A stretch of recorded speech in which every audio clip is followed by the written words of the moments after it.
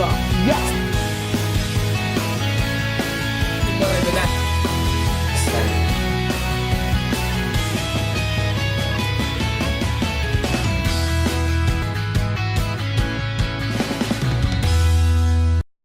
Hello, my beautiful minds. Welcome back on how we can restructure our country, Nigeria. So I have with me on set Mr. Gregory and my colleague Joseph, who's also going to be talking about this topic from our previous episode. So I'm just going to go straight to my next question, Mr. Greg. In chapter 8 of your book, you put the blame of Nigerian moral bankruptcy on the 6th list of moral custodians, with the main culprit being the religious moral custodians, that is priests, pastors, imams, and so on. Why do you think the moral custodians are responsible for the moral decay in the Nigerian society? Why do you blame them? I blame them because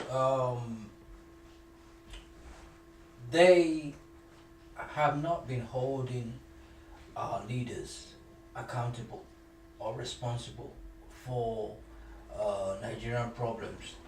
One.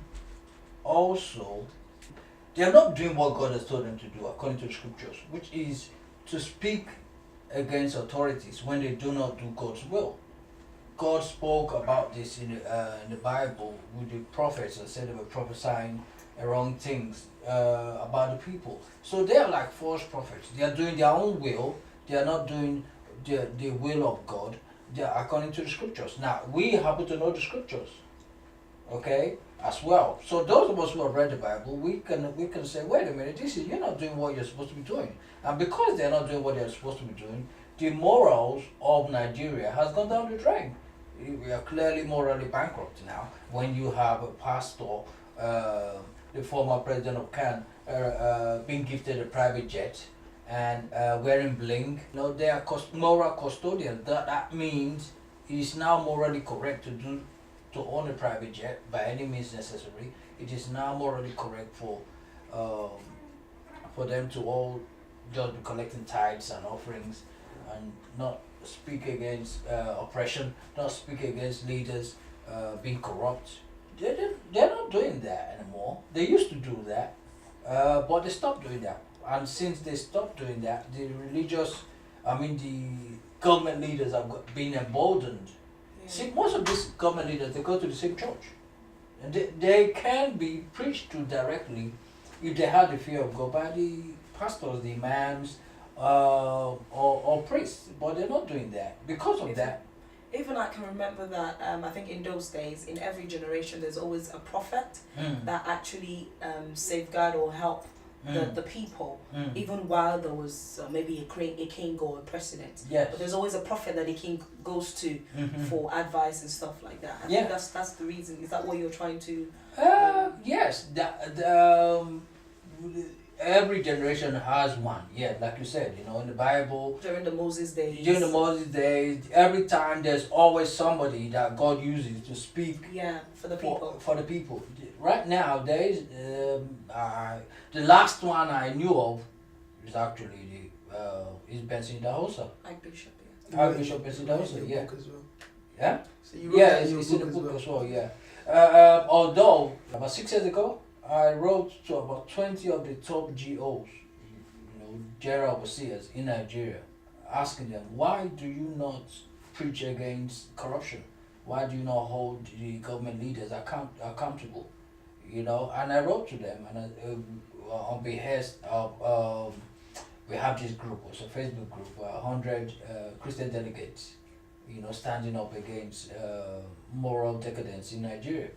And we said we're going to take action if we do not do anything. And they didn't even reply. Well, but I could tell they were monitoring me, because they were spooked. Wow.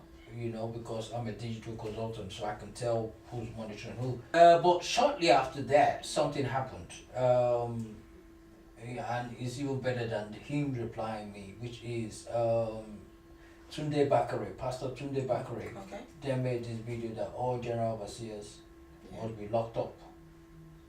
They must be locked up, and Nigeria will improve within 1 year if they're locked up. Wow. How true is that statement? Well, it will go a long way. If not improve in 1 year, it will, because indeed they do control the destiny of millions. Yes, sir. I've got a question. Just sorry. I do not disagree. I understand the religious system is corrupt. But then my fear is, we are doing the cheap thing. When we try to blame religious leaders for the problem the political leaders have caused. You said in your book from 1970, our moral values started depleting to this point, and we know the foundation is corruption. As a matter of fact, we talk about democracy. The true form of democracy doesn't give space for religious leadership. Democracy has a check on itself.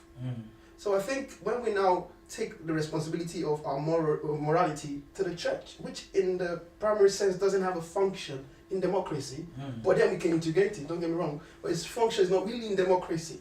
Because democracy is a system that actually looks to people to solve their own problem, not to the supernatural. So when we now put that on religious leaders and expect them to change our country, there's no obligation to them. So I'm saying it's not totally the right thing. I think they're easy targets, and people like Daddy Freeze is targeting them on this course. I think it's the wrong thing to do. So what do you think they can do differently now? I think what they can do differently is do exactly what the Bible said they should do. Which is? One, they should speak on behalf of God to the people, to the leaders. They should just, when you see what is wrong, you say it is wrong. And you say it without fear or favor, Now, they're not doing that. I asked of them, very simple, when I wrote to them, I asked of them, very simple request, which show me documentation, media documentation, of you actually preaching to your congregation against corruption, against bad practices that are supposed to guide our moral compass. And they couldn't. And they don't have it. Very few do, The best, very few do. Peter Akinola, Bishop Peter Akinola has done the same thing. But they go to church, and most of them they collect tithe. It's an industry, really. I'm not knocking them. And there's some good ones, But just like every facet of our society. Yeah. So sorry to cut you short. You made mention of tithe just now, and I'm like, so do you approve of Daddy Freeze and other Christians standing up to clerics? Yes, I do, and I'm going to increasingly stand up some more, because I have studied the Bible. I'm a Christian. The spirit behind the word is what is driving me to do what I'm doing now. So it's not just because I'm educated or I understand, I read the Bible. I'm not just reading the Bible. It's the spirit behind the word that powers us as Christians. God is not happy with the state of things in Nigeria. People are dying right now, because of negligence by the moral custodians. I will blame them because, we all know what Donald Trump said, right? It's annoying. It's annoying, but it's true. Nah. It is. Well, I disagree. I think it's a big statement. Yeah. For us, we cannot accept what he said. Yeah. As a family. He has no right to say that. He has no right to say that. But then within ourselves, we can have a discussion about how good or how bad our country is going. But for that to come from another country, that's really yes, I understand. You see, but Nigeria is in a state right now. I am not getting emotional that Donald Trump, because he's a lunatic anyway. Yeah. Right? I know I'm saying that on media, No, but I agree with that as well. Thank you. You agree with me, so I'm not on my own now, right? So if he's coming to get us, being the most powerful mind in the world, he's gonna have to get both of us, right? Yeah. And we're the media, which is not easy to get. Donald Trump, obviously, he's got it wrong. If Donald Trump calling somebody, who is he? They got their own over there too. But the main thing is Nigeria has issues. Okay, figuratively, I would agree. Yes, we will. I don't like saying the word just because I don't like swearing. Okay, but if I can just manage to say it now, Nigeria, figuratively, comparatively, is a shithole. You know, it is sad to say, but the reason is it can change immediately and not become one if the people start having the right attitude. They have a shithole attitude. That's why they make the place look like that. But you know that's from the leadership, right? Yes, it's from the leadership, but the leadership do not compromise, and they haven't been compromised since 1960. So you're saying we produce our leaders. We produce our leaders. The leaders come from us. We support them. Here's my point. Let's just add to that. You said it in your book, yeah. 1970. That's when our moral system started. 1980. 1980. Okay. Yeah.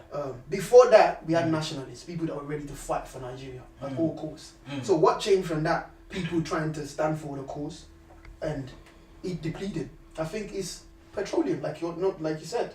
When the petroleum came about, people started sacrificing the principles and the morals for this money with the multinational companies, and started going down. So I can trace it to leadership, because the people had no involvement in that.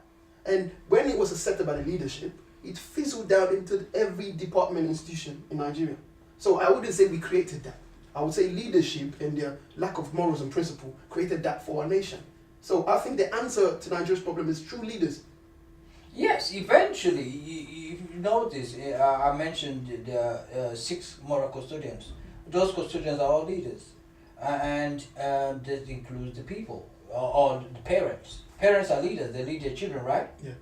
You know, and parents are one of the failures, if you will, because not all parents, remember, not all leaders are bad, not all government leaders are bad, not all moral custodians, not all religious moral custodians are bad, not all police officers are bad. But you know, one bad apple spoils the whole bunch, isn't it? That's the saying, right?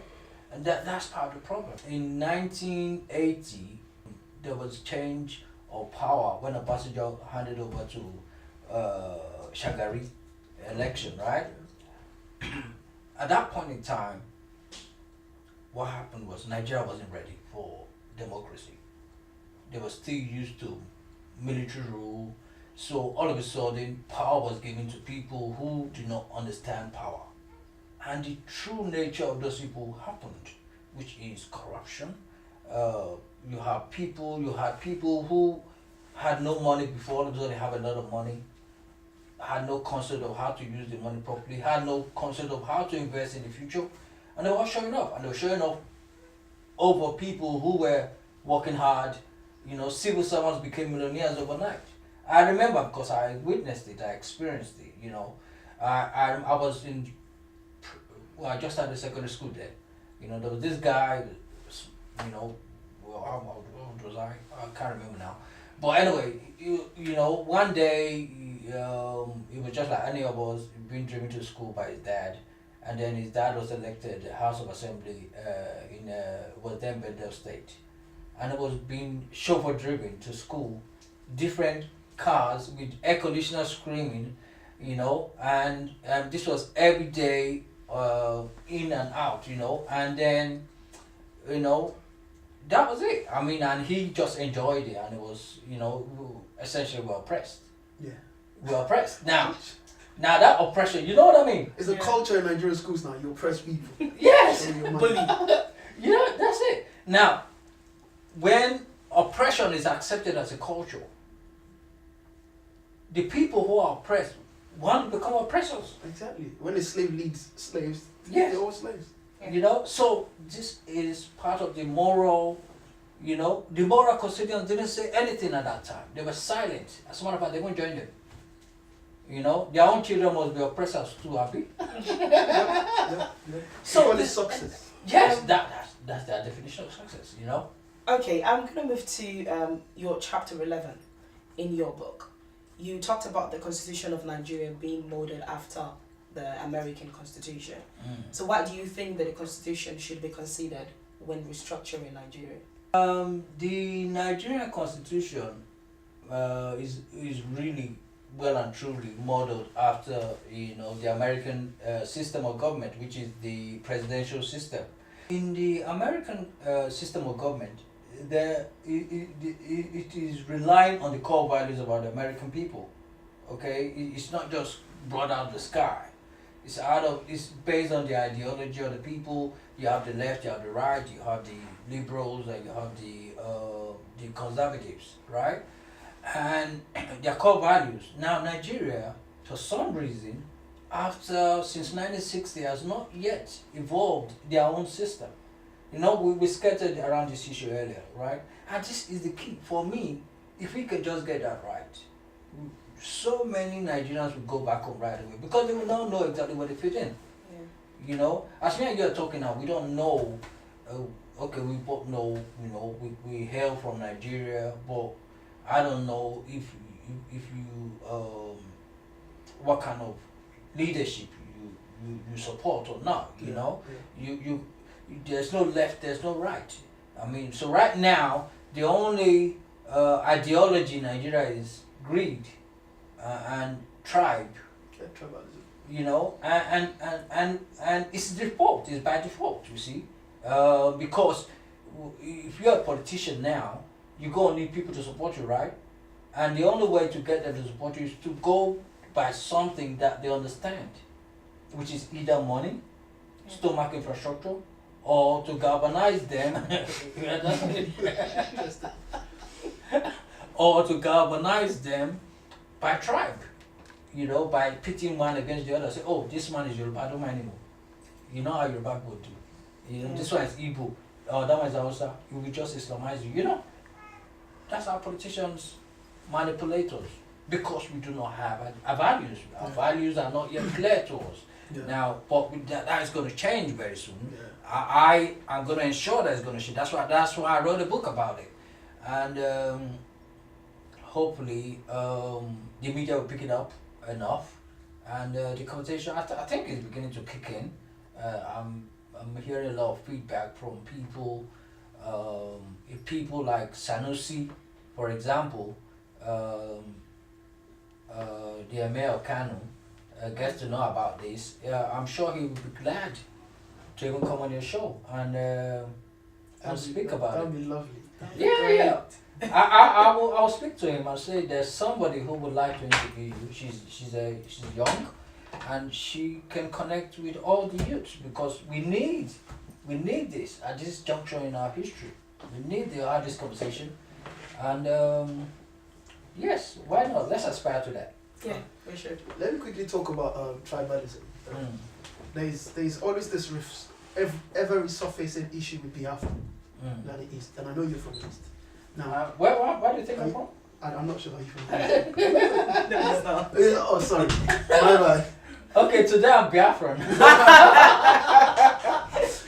Well, it's a continuous discussion in Nigerian history, politics, and everything. Right. Now, I'm not sure, because Nigerian history, when you read it, the different informations everywhere. And that's why I said I like your book, because you can actually prove what you said, and you actually believe something. But then, this is a question. Nigeria used to operate as a federal system. Then they changed into unitary system, where the central government is more autonomous than every other state. Now, that led to Biafra in that time. And throughout the war happened, and there was a fight and a civil war and everything. After the civil war, do you think there was a proper reconciliation to integrate the Biafrans back into Nigeria? And was it done well? And if it wasn't done, how can that be done properly so that we don't keep facing this, we want to leave every time? It wasn't done properly until, you see, in the restructuring, when we start having this conversation properly, that will need to be addressed. The Igbos are an essential part of Nigeria. I cannot even see them. I mean, they would agitate to leave, but they can't leave. I don't think they can leave because they are intrinsically Nigerian. And if they break out of Nigeria, they will break up as well. Just like Somalia, just like Sudan. So, and they know that. That's just one. Besides that, there are more Igbo investments outside of Igbo land than in Igbo itself. And they obviously, so they are not going anywhere, because they share the same Nigerian culture, that we have now defined properly. How can that be solved? It can't be solved when we talk about it. when we begin to speak of, like I mentioned earlier, the advantages of restructuring, the disadvantages of restructuring, the features of restructuring, and the benefits of restructuring. When we begin to position everything, we begin to see, okay, because there's so much going on, then we become clear, and that will solve it. That will, there's a truth and reconciliation committee or something that needs to be put in place so that we can know exactly what happened then, what's happening now, and what will happen in the future. I want to show you guys something very interesting. There's a group on Facebook. It's called Chat with Nina. Mind you, if you're not on this group, trust me, you're missing. So many things are being discussed on this group. I'm going to leave a link below. This topic, Restructuring of Nigeria, was posted yesterday night. And guess what? We've had over 100 of amazing comments. Okay, that brings me to the question that was thrown on Chat with Nina group on Facebook, where it says, separating Nigeria, do you think is the solution to restructuring Nigeria? What do you have to say concerning that? What I have to say concerning that is separating Nigeria is a discussion that needs to be had. Or restructuring Nigeria is a conversation that needs to be had. But like I said, what are the advantages, what are the disadvantages, what are the future, what are the benefits? When we separate and it looks like we're still the same, what happened? The elephant is still in the room, Corruption is one of the big issues with Nigeria. If we are still corrupt, Nigeria is a piece of paper, really. It's just an agreement. The people are still there, and they will still be there. You can call us Northern Nigerian or Southern Nigerian, Igbo Nigerian, the culture of the people is still there. Now, I suggest that we begin to ask these questions more and more. And once we do that, the clarity will come into our minds and we now know what to do. Now, going back to that question, and I read that comment last night, or was it this morning? I do not think that we should separate personally, because it will lead to what I know is called nuclear fission. Okay, nuclear fission, which is continuous disintegration. And I think Mayor Sanusi mentioned this before. Once you start this separation, the breakup of Nigeria, it will not end, because it will spread throughout Africa.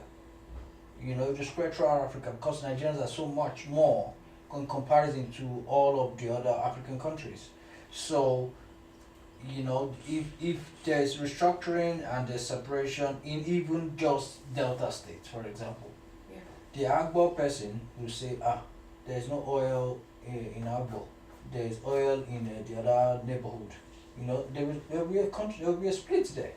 And before you know it, your own father's house, this one will say there's oil in my bedroom, there's no oil in your bedroom. And therefore, you will be, you have two different countries. It will get to that level because there's no ideology. They're just greed, they're selfishness, they're just tribalism. Most of the tribalism is just brought on by manipulating people, So, I do not subscribe to separation. Because it will just be unending, and the repercussions will be too much for Africa as a whole, not just Nigeria. Okay. Just as my colleague said, Joseph, your book is a great book. Thank you very much. It's very, very much amazing. I so wish and I endeavor viewers to go get the book. It's called Restructuring or Ekhator of Nigeria. How can viewers get your book and benefit from the creative opportunities you mentioned in chapter 4? Wow. Yes. Thank you so much for answering that question. To get the book, you simply go to debonairtraining.com, which is www.debonairtraining.com, DEBONAIRTRAINING. I guess I shouldn't Yeah, spell it's fine. that. I'm gonna put the link Yeah. below. So .com. you say- You get there are links there straight to buy the book. There are also links there to the training portal. They have an online school. So for the opportunities, for example, data analytics, you click on that one, and you know the data training courses. You also have some exercises that can be taken. For example, even starting with typing, increasing your typing speed. Or knowing the constitution. Most Nigerians do not know yeah. their own rights, That's true. you know, and Very that's a big part of the problem. So, WNA Training has come up with a training module in conjunction with my legal colleagues, training class for understanding and getting certified as understanding the Nigerian constitution. Opportunity wise, there is the big data, which I spoke about, data analytics. For example, right now, I must say before I forget, very soon there's going to be shortage of meat. Okay. There's going to be shortage of meat in Nigeria. That's going to be the fallout of what's happening now with the food and herdsmen crisis. In other words, there's going to be inflation. Whatever you buy in the market now is going to go up very soon. I'm telling you this from experience with what happened with rice and tomatoes recently. But we can solve that problem because it's a problem that presents opportunities. Yeah. And to solve that problem, all you need to do if you own livestock in Nigeria, all you need to do is go to wnetraining.com, click on the big data portal and register there. Because we will need to get all the data, all the details of all livestock owners, because that they are going to be providing the meat for the southerners very soon, until Buhari actually stands up and solves this problem. All right. Thank you very much. Restructuring of Nigeria is a huge discussion. I said earlier that we can sit down all day and talk and talk and talk. But I hope my viewers out there, you've learned, you're motivated, you're inspired, and you're getting ready to start making a difference in our country. So keep rolling in your questions, your thoughts, your ideas, your comments, whatever suggestion you have, you can bring it on and we'll talk about it. Don't forget to stay connected with us on our different social media platform, Twitter, LyfeBites, Facebook, LyfeBites, and our Instagram, LyfeBites, and above all on YouTube, LyfeBites. Thank you very much. Stay beautiful and stay blessed.